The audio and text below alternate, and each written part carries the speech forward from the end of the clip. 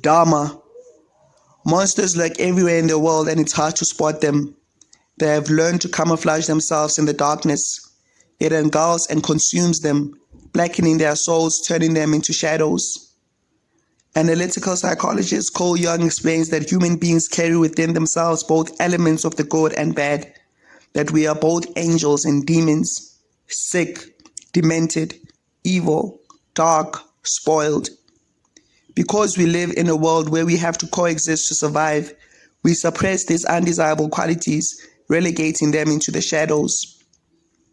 Unchecked, the shadow can grow to consume our personality and rule over our subconscious minds, enabling us to act unconsciously. Our shadows can turn us into psychopaths who lack empathy and thrive on destruction. The shadow can enable the individual to be narcissistic, egotistic, and grandiose. Shedding a light on our dark sides helps in controlling the shadow. Acknowledging you have a dark side keeps the shadow at bay. Life is a balance of both the good and bad, of the light and the darkness. We are both polar extremes of the same spectrum. You are a killer and a murderer. Human nature says you are. You might find pleasure in murdering your brother in cold blood. Cain certainly did when he murdered his brother Abel to spite God. The murder was premeditated. He felt no remorse. The action liberated him. I know I am bad. I am capable of savagery and genocide. I may even take pleasure in torturing and tormenting you to appease my dark side. Your suffering might even give me comfort. Am I another Jeffrey Dahmer? Would I drug you, strangle you to death, masturbate over your body, have sex with your unconscious body, dissect and sever your body parts, skin the flesh from your bones, cook and eat your body parts for dinner? The capacity for evil in a human being is unfathomable. Maybe I'm not familiar with my own darkness. I don't know what I might do to you in the right circumstances. The story of Jeffrey Dahmer haunts me because he did it time and time again. A serial killer with a death toll of 17. No one was safe, from boys aged 14 to adults aged 33.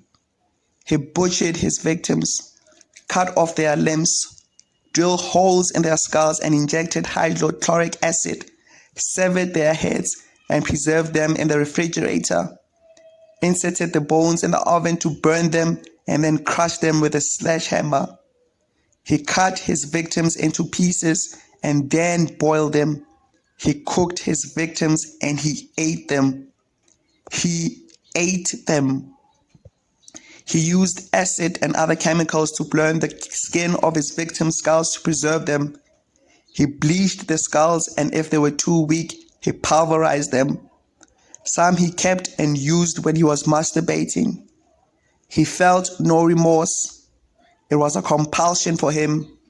He was conscious of his actions. He knew what he was doing. He wasn't crazy or diagnosed with some sort of mental illness. He consciously experimented with his victims' bodies, in his own words, to create zombies. He loved doing it. It was his vocation. I don't want to believe that I'm as wicked and evil as Dahmer, but I know it's possible. To deny this is to repress my own darkness and wickedness. To know I am capable of such darkness frightens me. I hope Jung and Freud have an answer for somebody like Dahmer. Maybe it is the id out of control. Sigmund Freud explained that the id is the seat of both the repressed material and the drives to which had been added to the unconscious fantasies and unconscious feelings, notably guilt feelings. Expanding on this idea, Freud states that the mind is divided into three, into what we call the id, ego, and the superego. The superego is the watchful, judging, punishing agency in the individual. The id is the self-gratifying and amoral, and the ego is the middle ground of the two and strives to be moral. I don't think Freud and Jung would understand an individual quite as complicated as Dahmer. To try and understand somebody like Dahmer is impossible. I mean, he seduced and lured his victims to his place, drugged them, killed them, cut them, and sat with the stench of their decomposing bodies. The smell was second nature to him. Sometimes psychology is not enough. Perhaps this is a genetic thing. Maybe he's the exception in the family tree. When he was finally caught, he didn't resist. He was compliant and told the whole truth. Every horrific detail, where he hid body parts, how many he had killed, the hearts, biceps, legs he ate, when the killing spree commenced, everything. He knew what he had done was evil, and he asked for the death penalty that was not granted because it was banned in his state. He was accepting of who he was. He was not bothered. He was not haunted by ghosts and demons. He was not remorseful. He even had fans who corresponded with him in jail. Fans who projected onto him their undesirable feelings, desires, and fantasies, and he reciprocated back that energy. Jeffrey Dahmer is your definitive example of a monster. He scares me.